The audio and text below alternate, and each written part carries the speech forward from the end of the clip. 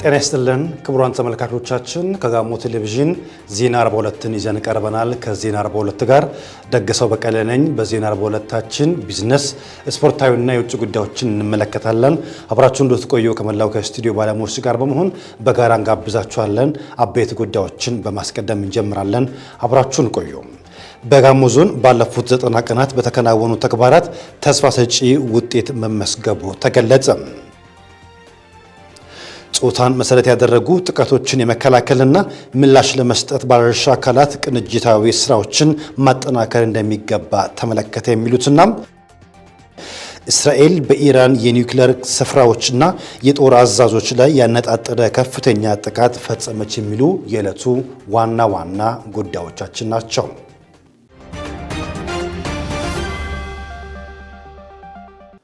ክቡራን ተመልካቾቻችን አሁን ደግሞ አጫጭር የምንላቸውን ጉዳዮችን እናስመለከታቸዋለን። በደቡብ ኢትዮጵያ ክልል ከ2.2 ሚሊዮን በላይ ወጣቶች በዘንድሮ የክረምት በጎ ፍቃድ አገልግሎት ላይ ይሳተፋሉ። የክልሉ ወጣቶችና ስፖርት ቢሮ ምክትል ኃላፊና የወጣቶች ዘርፍ ኃላፊ አቶ ማርቆስ ማቴዎስ በበጎ ፍቃድ አገልግሎት ስራዎች 2,240,000 ወጣቶችን ለማሰማራት የዝግጅት ስራዎች መጠናቀቃቸውን ገልጸዋል። ወጣቶቹ በ14 መስኮች ለበጎ አገልግሎት ተግባራት እንደሚሰማሩም ለፋና ሚዲያ ኮርፖሬሽን ተናግረዋል።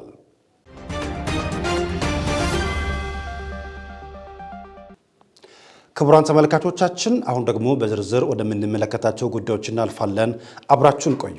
በጋሞ ዞን ባለፉት 90 ቀናት ተስፋ ሰጪ ውጤት መመስገቡ ተገለጸ። የዞኑ 90 ቀናት እቅድ አፈጻጸምን አስመልክቶ ከባለድርሻ አካላት ጋር በአርባ ምንጭ ከተማም ውይይት ተካሂዷል። ዝርዝር አለን። የጋሞ ዞን ብልጽግና ፓርቲ ቅርንጫፍ ጽህፈት ቤት የፖለቲካና ህዝብ ግንኙነት ዘርፍ ኃላፊ አቶ ገዛኸኝ ጋሞ በወቅቱ እንዳሉት ባለፉት 90 ቀናት በሁሉም ዘርፍ ተጨባጭ ውጤት ተመስግቧል ብለዋል። እስካሁን ድረስ የ90 ቀን ስራ የመጣበት መንገድ አሪፍ ነው። ጥሩ ስኬት አለ። ከአንድ ወር ከግማሽ በፊት በእኛ በፓርቲ ገምግመን ከነሱ ጋር ባደረግነው ላይ ከነበረው በጣም ከፍተኛ ለውጥ ነው የመጣው። በተለይ መሬት አቅርቦት በጣም ትልቅ ለውጥ ነው። ከግብርና ስራችን አኳያ በልግ ውጤታማ ነው። ዘንድሮ ጥሩ ነው። ከአምና አንጻር ሲታይ በ90 ቀን ውስጥ ከፍተኛ ስራ ነው የተሰራው። ማህበረሰብ ጤና መድኃኒት ቤቶች አሁን 4 የተሰራበት ቀይ መስቀልን ጨምሮ 5 ጨንቻ ላይ ቀይ መስቀል አለ። ይሄ የህብረተሰቡን የመድኃኒት እጥረት የሚቀንስ ነው። ገቢን ከመሰብሰብ አኳያ የተከናወኑ ተግባራት መልካም ቢሆኑም የገጠር መሬት ግብር አሰባሰብ ላይ የታዩ መጠነኛ ውስንነቶች መቀረፍ እንዳለባቸው አስገንዝበዋል። አቶ ገዛኝ አክለውም በትምህርት፣ በጤና፣ በግብርናና በሌሎች ዘርፎች የተከናወኑ ተግባራት በማስቀጠል ረገድ ባለድርሻ አካላት ሚናቸውን መወጣት ይገባቸዋል ብለዋል።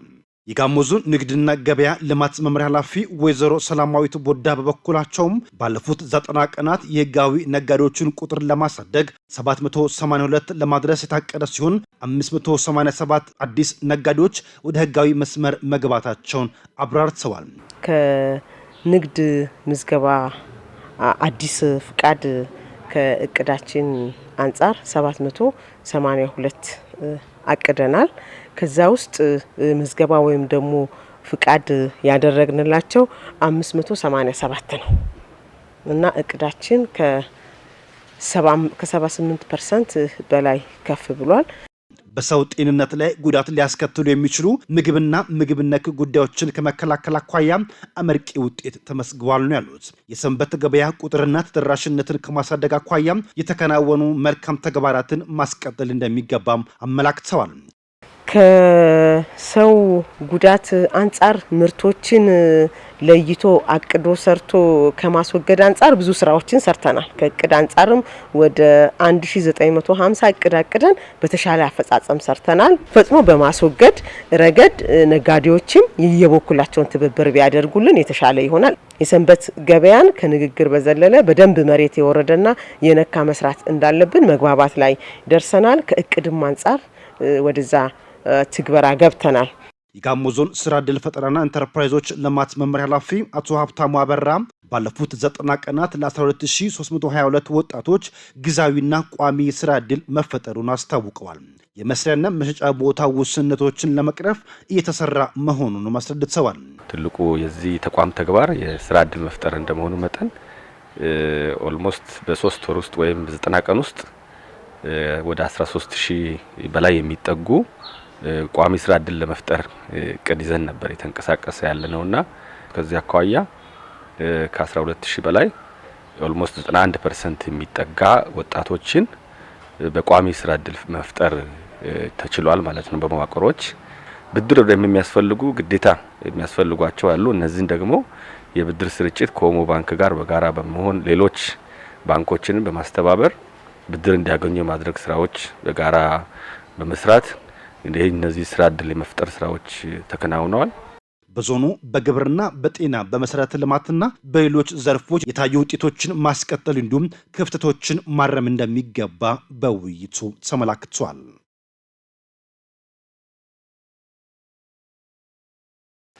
ጾታን መሰረት ያደረጉ ጥቃቶችን የመከላከልና ምላሽ ለመስጠት የባለድርሻ አካላት ቅንጅታዊ ስራዎችን ማጠናከር እንደሚገባ ተገለጸ። የኢፌዴሪ ሴቶችና ማህበራዊ ጉዳይ ሚኒስቴር ከደቡብ ኢትዮጵያ ክልል ሴቶችና ማህበራዊ ጉዳይ ቢሮ ጋር በመተባበር በህፃናትና ሴቶች የሚደርሱ ጎጂ ልማዳዊ ድርጊቶች ለመከላከል ያለመ የንቅናቄ መድረክ በአርባ ምንጭ ከተማ አካሂዷል። ዘገባው የባልደረባችን የፍቅሩ ቢሰዋ ነው። ንጋቱ ይሳቅ ተጨማሪ አላት።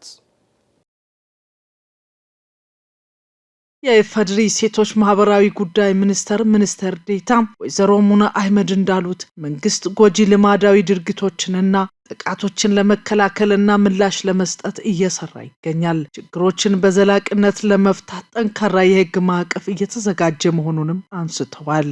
እንደ ሀገር ጎጂ ልማዳዊ ድርጊቶችና በሴቶችና ህጻናት ላይ የሚፈጸሙ ጥቃቶችን ለመከላከልና ምላሽ ለመስጠት የተለያዩ የህግ ማሻሻያ ከማድረግ በተጨማሪ የተለያዩ ተቋማቶች እንዲመሰረቱ በማድረግ ሴቶችና ህጻናትን ከመብሰሎች እንዲጠበቁ እየተሰራ ይገኛል።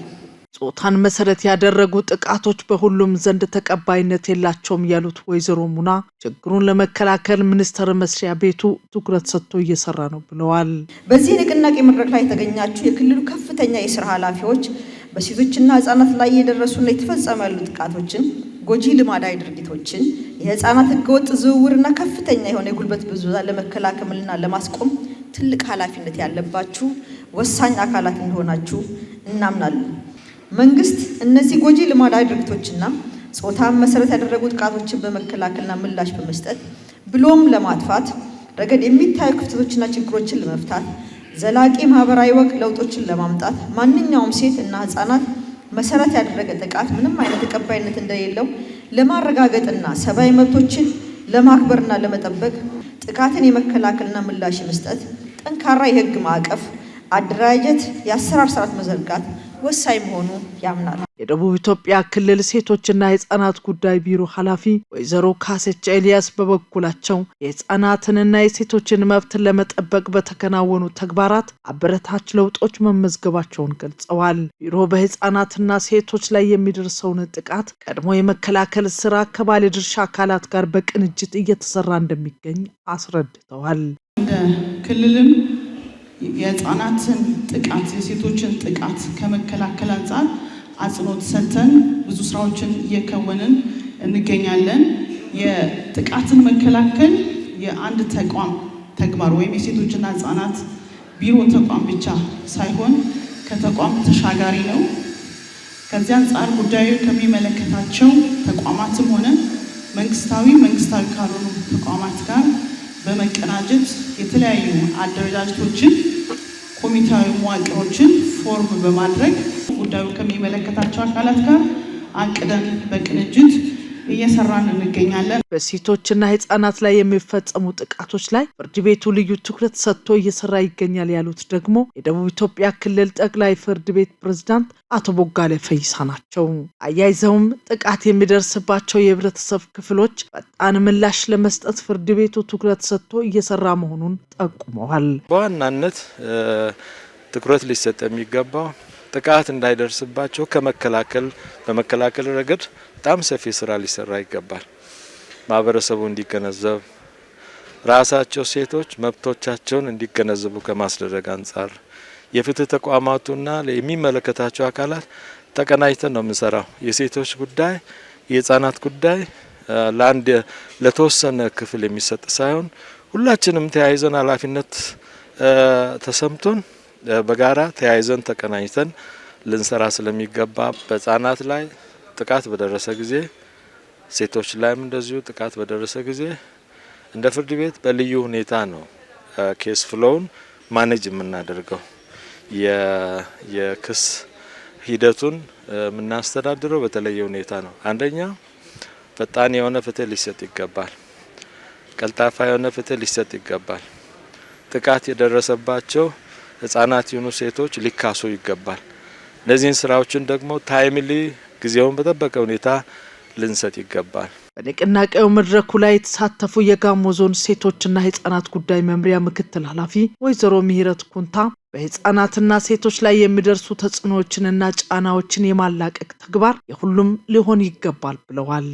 እንደ ተቋም እየሰራን ባለናቸው ጉዳዮች ላይ ተጨማሪ ጥሩ ግንዛቤ የሚፈጥርልን መድረክ ሆኖ የጋራ ደግሞ ጥቃትን ለመከላከል ኦር ጥቃት ከደረሰ በኋላ ትሪት ማድረግ እንድንችል በምን አይነት መንገድ ነው ትሪት መደረግ ያለባቸው የሚለው ጉዳዮችን በጋራ ከባለድርሻ አካላት ጋር እንድንመክር አድርገዋል። በዞናችንም ደረጃ ያሉ በጋራ ተቀናጅተን ጥቃትን ለመከላከል የበለጠ ለሴቷ ትኩረት ለህፃናት ትኩረት ሰጥተን ሀገር እንድትለማ ትልቁን ድርሻ የሚይዙ ሴቶች ናቸውና ይሄንን ሴት ደግሞ ተጠቃሚ ለማድረግ የጋራ የራሳችንን ኃላፊነት እንወጣ። በደቡብ ኢትዮጵያ ክልል ቡርጂ ዞን 58000 ሄክታር መሬት ላይ የጤፍ ሰብል በኩታ ገጠም መሸፈኑ ተገለጸ። ዘገባው የባልደረባችን የፋሲካ ጸጋይ ነው። ያምላክነሽ ተረፈ እንደሚከተለው ታቀርበዋለች። አቶ ሳሙኤል ወናጎና አቶ በየነ ቦኮ በኩታ ገጠም የጤፍ እርሻ የተሰማሩ አርሶ አደሮች ሲሆኑ የተሻለ ልምድ መቅሰማቸውንና ምርታማነታቸው እየተሻሻለ እንደሚገኝ ገልጸዋል። የግብአት አቅርቦት፣ ዘመናዊ የእርሻ መሳሪያዎች አቅርቦትና የገበያ ትስስር ክፍተቶች እንዲስተካከሉላቸው አርሶ አደሮቹ ጠይቀዋል። ዘንድሮ ያው እግዚአብሔር ይመስገን ትንሽ ዝናብም የተሻለ ነው። ማዳበሪያ አቅርቦት ነው። ትንሽ ማዳበሪያ በቂ ብናገኝ ዘንድሮ ጥሩ ዝናብም ነበር ጥሩ ምርት እናገኛለን ብለን ተስፋ አድርገናል። አሁንም እግዚአብሔር ይመስገን ምንም አይልም። መንግስትም እኛን ደግፎ ትራክተር ቢመጣልን በጣም አሪፍ ነው። በቃ እንፈልጋለን። እዚህ አካባቢ በአመት አንድ ጊዜ ነው ጤፍ የሚመረተው። ይሄ ጤፍ ከተነሳ በኋላ የመሬት ዝግጅት ይደረጋል። ቅድሚያ መሬት ዝግጅት ይደረግና እንዳልነው በኩታ ገጠም ጎረቤት ያለ ነው ቦለቄ እንዘራለን። ግብርናዎቹ ያው አጠቃቀሙን ግብዓት በጊዜ ተጠቀሙ፣ አረም እንዳይጠቃ ያስተምራል። ስለማዳበሪያ የመጎዳት ባህሪዎችም ነበረ። ግን አሁን የቆቀመው ዩኒየም በዚህ ሁኔታ ቀጥሎ ስራ ውስጥ ከገባና ለኛ ካቀረበ እኛም ያመረተነው ምርትም ወደ አስፈላጊ ገበያ ካደረሰ ለኛ የተሻለ ኑሮ እንደርሳለን ብለን ተስፋ አለን። የቡርጂ ዞን ዋና አስተዳዳሪ አቶ ዳኘ ሂዶ እንደገለጹት በ2017 የምርት ዘመን 58000 ሄክታር መሬት በኩታ ገጠም የጤፍ እርሻ ተሸፍኗል። ዞኑ በጤፍ ምርት በትኩረት ሲሰራ መቆየቱን የገለጹት ዋና አስተዳዳሪው በተያዘው የምርት ዘመን 700,000 ኩንታል የጤፍ ምርት ለመሰብሰብ ታቅዶ እየተሰራ ይገኛል ብለዋል። በዋናነት እንግዲህ ብሔረሰቡ እዚህ አካባቢ የምናመርተው የጤፍ ነው። ጤፍ፣ ቦሎቄ፣ ስንዴ፣ ገብስ፣ በቆሎ እንግዲህ የተለያዩ እንሰትንም ጨምሮ የሚመረትበት ነው። አጠቃላይ ስነ ምህዳሩም አርሶ አደሮቻችንም እንግዲህ ቀን ከሌሊት የሚሰሩ ናቸው። በጣም የተሻለ ምርት የሚመረትበት አካባቢ ነው። ዘንድሮ እንግዲህ ከዚህ አጠቃላይ ወደ 700,000 በላይ ኩንታል እንጠብቃለን፣ ጤፍ ብቻ ማለት ነው። እንደ አጠቃላይ ግን 1.3 አካባቢ ሚሊዮን ከሁሉም ከ83,000 ሄክታሩ ምርት ይጠበቃል ተብሎ ነው የሚታየውና አሁን ደግሞ ወቅቱ የእህል እንግዲህ ምርቱን የሰበሰብን ነው በዚህ ጊዜ ያለ ነውና በጣም ጥሩ ደረጃ ላይ ያለው ፈጣሪ ምርቱን የዝናቡ ሁኔታ በጣም ጥሩ ነበር። ስለዚህ በዚህ ደረጃ ነው ምርቱ ያለው በዘርፉ ምርትና ምርታማነትን ለማሳደግ ቴክኖሎጂዎችን ለአርሶ አደሩ የማስተዋወቅ ተግባራት እየተከናወኑ እንደሚገኙም ገልጸዋል። ጥራት ያለው ምርት ተደራሽ ለማድረግ የምርምር ተግባራት በባለሙያዎች እየተሰሩ ነው ያሉት ዋና አስተዳዳሪው የግብዓት አቅርቦት ለማሟላትም በትኩረት እየተሰራ መሆኑን አስረድተዋል። ምርትና ምርታማነትን ለማሳደግ በተለይ እንደ ሀገር ደግሞ ያዝነውን የምግብ ሉዓላዊነትን ለማስከበር እንግዲህ ከተረጅነት ወደ ምርታማነት ልንቀየር ይገባል ብለን በያዝነው አርሶ አደሩ በራሱ ጥረት እንግዲህ አሁን የምታዩትን ምርት ያመረተ ነው ያለው። ግን ደግሞ ይሄ ምርት ይሄ ብቻ አይደለም መመረት ነበረበት። ከዚህ በላይ ሊመረት የሚችል አቅምና ፖቴንሻል ያለበት አካባቢ ነው። ይሄን ደግሞ ለማጠናከር የመጀመሪያው መሆን የሚችለው ግብዓት ነው። እንግዲህ ከግብዓት አንፃር ዘንድሮ ላይ እንግዲህ ከፌደራል መንግስት ጀምሮ በተሻለ ሁኔታ ማዳበሪያ ለማቅረብ ተሞክሯል። ግን ደግሞ መሀል ላይ የዩሪያ እጥረት ነበር። ሆኖም ግን ይሄን በቀጣይ በጣም መፍታት እንደሚገባን እኛም እንደ መንግስት ተሞክሮ ወስደናል። ከዛ ውጪ ሜካናይዜሽን ላይ እንግዲህ በትራክተር ከማለት አንፃር ዘንድሮ የተሻለ ጥረት አድርገናል። አጋጣሚውን እዚህ አካባቢ በአርሶ አደሩ በባለ ሀብቶች የተገዙ ማሽኖች አሉ። በተጨማሪም ደግሞ ከጋሞ ልማት ማህበር ጋር በመነጋገር ከዛ አካባቢ ትራክተር አምጥተን አርሶ አደሩ ተጠቃሚ ሆኗል። ግን ደግሞ ለቀጣይ እያንዳንዱ አርሶ አደር ወይም በጋራ ሆኖ ትራክተር ግዢ ፈጽሞ በዘመናዊ መልክ እርሻቸውን እንዲያርሱ የታረሰው ደግሞ ሰብስቦ በኮምባይነር ወይም በመውቂያ ማሽን እንዲወቃ እሱ አካባቢ በደንብ መስራት ያስፈልጋል። እዚህ አካባቢ የምናመርተው ጤፍ ከፕሮቲን አይነትም አያያዙ በጣም የተሻለ ነው። ጥናት አርባ ምንጭ ላይ የተደረገ ነው ያለው። ያው እኛ በተለምዶ አስናቀች በሚል ነው እዚህ አካባቢ የሚጠራውና ይሄን ግን ምርምር አሁንም በደንብ ማድረግ ያስፈልጋል። በደንብ ዘሩን የተሻለ እንዲሆን ማድረግ ያስፈልጋል። የገበያ ትስስሩንም በአግባቡ መስራት ያስፈልጋል። በዞኑ ጤፍን ጨምሮ አዝርት በስፋት የሚመረት ሲሆን የቦሎቄ ምርት ለውጭ ገበያ ሲቀርብ መቆየቱ ተጠቅሷል። እንዲሁም በጤፍ ምርት የገበያ ትስስር ለመፍጠር እየተሰራ እንደሚገኝ ከዞኑ ግብርና መምሪያ የተገኘው መረጃ ያመለክታል።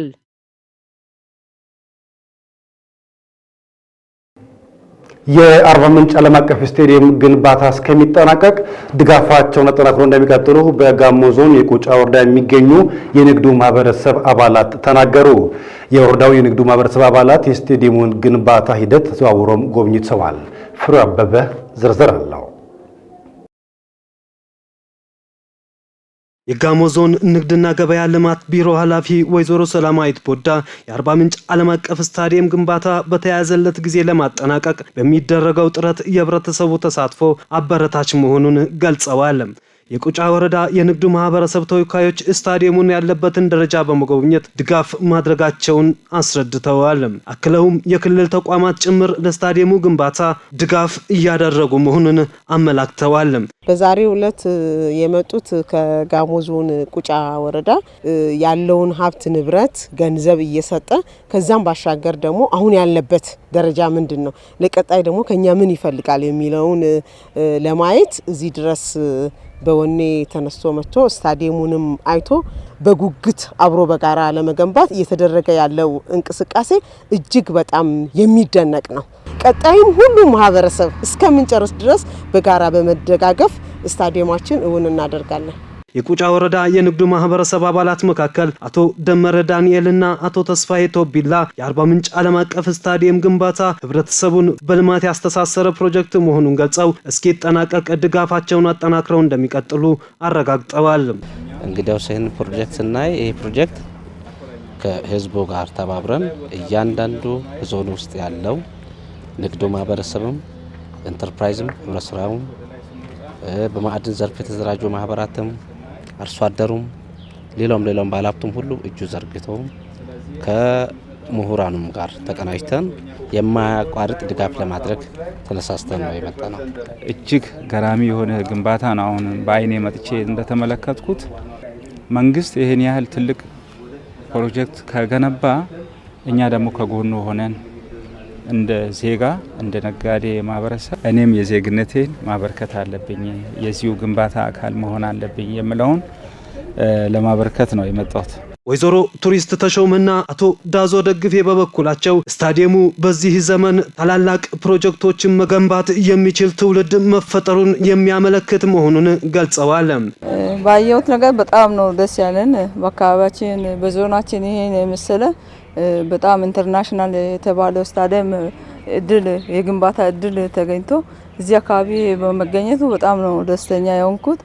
እስካሁን ባለውም ያው ከጎንነን ቀጣይም ባለው እስከሚጨርሱ ድረስ መደገፍ ባለንበት ነገር እንደግፋለን፣ ከጎን እንቆማለን፣ እናስጨርሰዋለን። መተንም ደግሞ ልጆቻችን ሲጫወቱ እናያለን በአይን።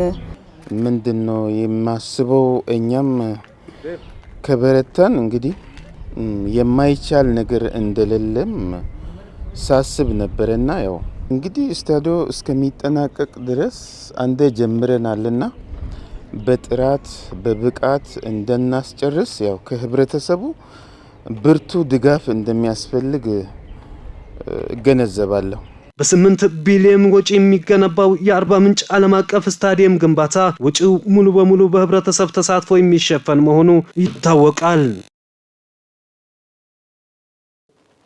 ክቡራን ተመልካቾቻችን አሁን ደግሞ ከውጭ ምንጮች ወዳገኘናቸው መረጃዎች እናልፋለን። አብራችሁን ቆዩም። እስራኤል በኢራን የኒውክሌር ስፍራዎችና የጦር አዛዦች ላይ ያነጣጠረ ከፍተኛ ጥቃት መፈጸሟን የእስራኤል መከላከያ ኃይል አስታወቀም። በዚህ ከባድ በተባለው ጥቃት የኢራን አብዮታዊ ዘብ ኃላፊ ሁሴይን ሰላሚ መገደላቸውን የኢራን መገናኛ ብዙሃን ዘግበዋል። ሲሳይ ማሞ ዝርዝር አለው። በኢራን መዲና ቴሄራን ከፍተኛ ፍንዳታ እየተሰማ መሆኑ ተገልጿል። የእስራኤል ጠቅላይ ሚኒስትር ቤንያሚን ኔታንያሁም ሀገራቸው በኢራን ላይ የፈጸመችውን ጥቃት ኦፕሬሽን ራይዚንግ ላየን ወይም የሚያንሰራራ አንበሳ ዘመቻ አካል እንደሆነ ነው ያመለከቱት። ኢራን ለእስራኤል የህልውና ስጋት መሆኗን ጠቅላይ ሚኒስትሩ አስታውቀዋል። ኢራን በምላሹ በቅርቡ አጸፋዊ ጥቃት ልታደርስ እንደምትችል የገለጸችው እስራኤል የአስቸኳይ ጊዜ አውጃለች።